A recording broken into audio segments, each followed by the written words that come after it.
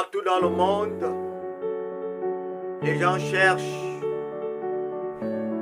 quelqu'un avec qui partager leur vie. L'histoire d'Isaac et Rebecca offre un exemple intemporel de confiance en Dieu lors de la prise de décisions importantes, notamment dans le choix d'un partenaire ou d'une partenaire de vie. Bonjour, bonsoir, où que vous soyez. Soyez les bienvenus à ce programme de 40 jours d'intercession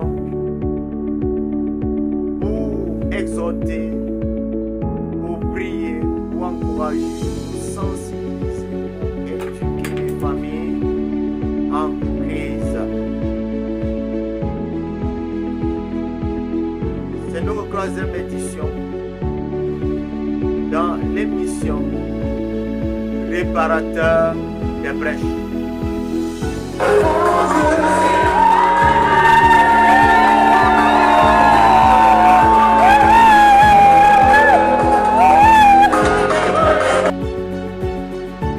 Rebecca, le point, fait confiance au choix de Dieu.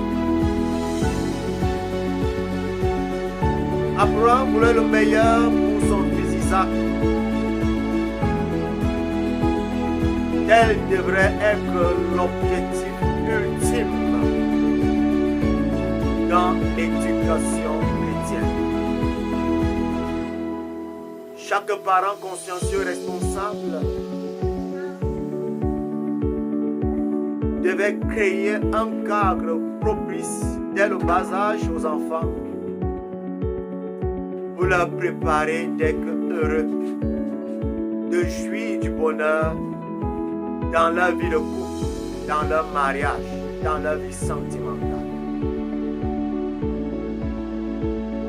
Toute éducation véritable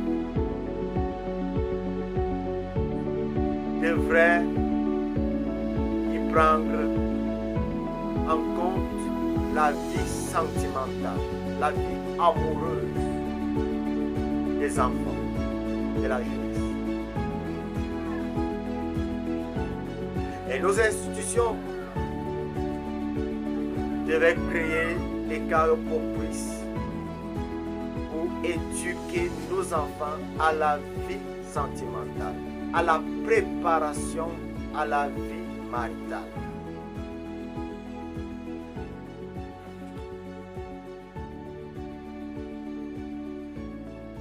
Oh, que Dieu suscite les Abraham en ces temps modernes. En ces temps de distraction, en ces temps d'insouciance, en ces temps d'absence de responsabilité parentale. L'histoire de Rebecca nous enseigne beaucoup de leçons.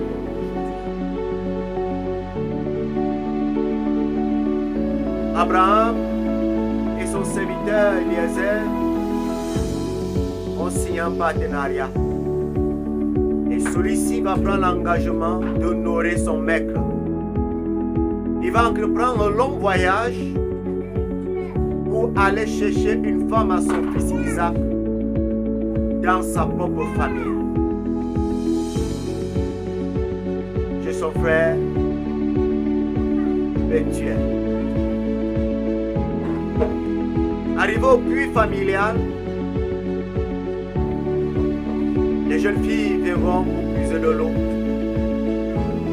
Et c'est là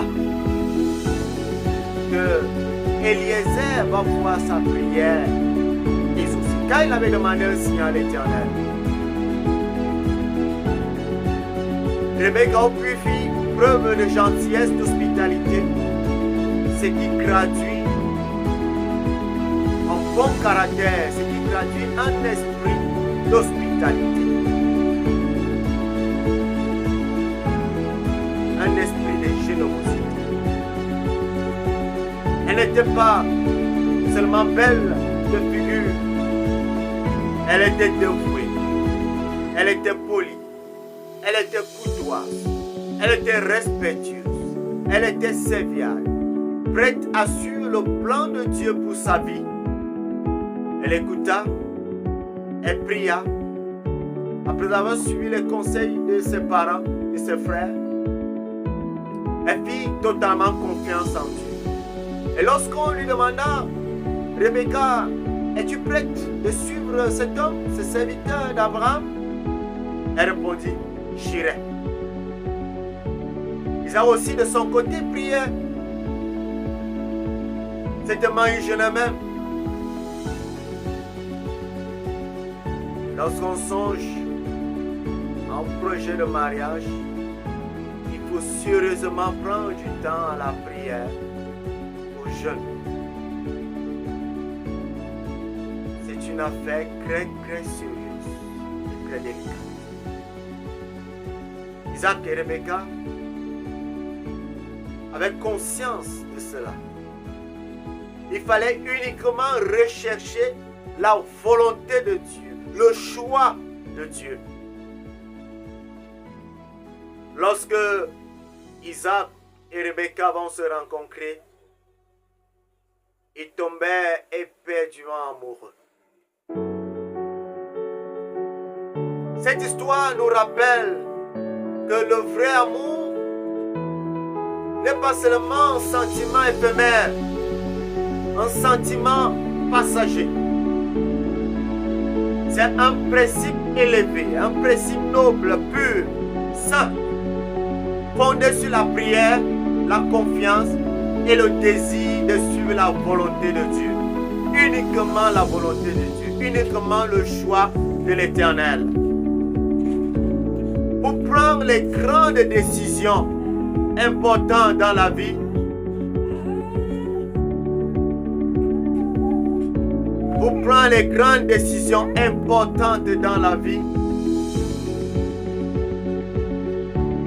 il faut rechercher la volonté de Dieu. Il faut la prière, la patience. La prière et la patience sont essentielles pour réussir dans la vie sentimentale, dans la vie maritale.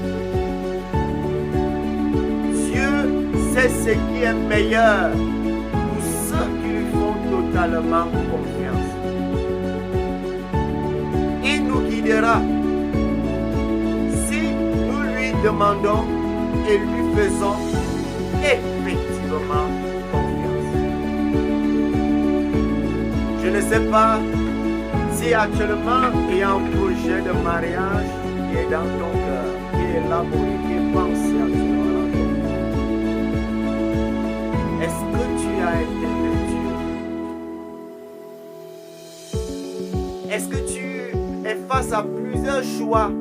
Ton cœur bat pour plusieurs partenaires. Mon ami, intègre Dieu. Essaye cette aventure sentimentale avec Dieu. Peut-être tu as eu à faire plusieurs essais sans Dieu, plusieurs choix sans Dieu, et ça ne va pas actuellement. Essaye avec l'Éternel et tu verras. Dieu te bénira certainement. Il opérera un choix, le meilleur pour toi. Si tel est ton désir, prions ensemble. Que l'Éternel soit ton guide, qui t'aide à lui faire totalement confiance. Que ton cœur puisse écouter sa voix et que tu aies le courage de suivre son plan, qui te dispose à être bon, à être fidèle dans toutes tes relations. Que le vrai amour et la confiance soient établis dans ton cœur, dans ta vie. Que ton cœur soit rempli de patience, de paix. en attendant que Dieu fasse pour toi.